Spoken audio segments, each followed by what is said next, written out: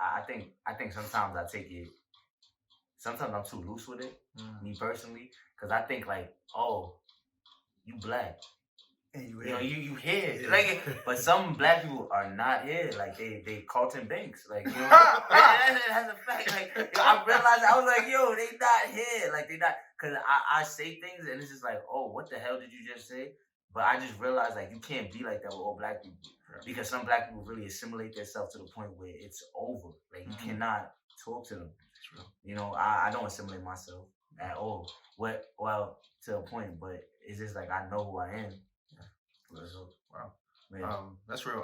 So my take on that, I think definitely there's kinfolk, and then there's work, right? So like, yeah, you could be friends and we can joke around, but like, essentially, I gotta protect my bag. So that's really that's where it falls to. Like, we could all laugh, but you have to be very conscious of like how to like tap back into deep work when like doing your bullshit with people.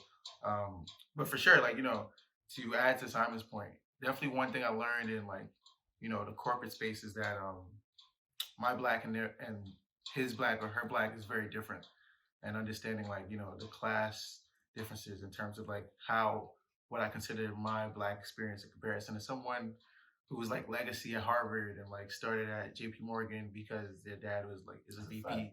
Like his experience on what is corporate and acceptable is very much different than mine because like I'm first gen, so I'm understanding like I'm still in this point where I'm trying to understand like how to switch between those cultures in terms of like what's corporate America and what's like black culture at home and black culture in the street and black culture in the office. So yeah. Yeah. And just to add to that, uh, I think baseline it's important to just establish boundaries.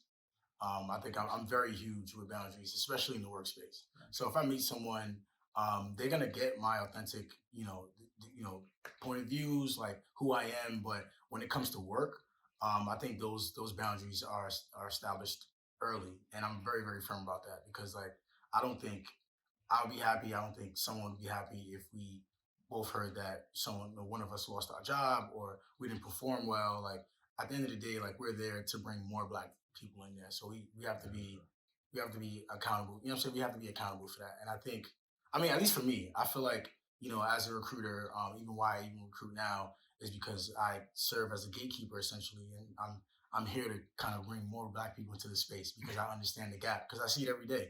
So I know that my job and who I am at work is super important to kind of highlight that. Like, oh, you need more black people like Sunday because Sunday does his work. He can be authentic and he does his work. So in a sense, it's not about me. It's about the larger group. So I always remember that. And there's some folks who forget it because they get in a space and they just act like this is for us and it's not. So you have to just remember like, yo, these people aren't looking out for us. We gotta look out for ourselves.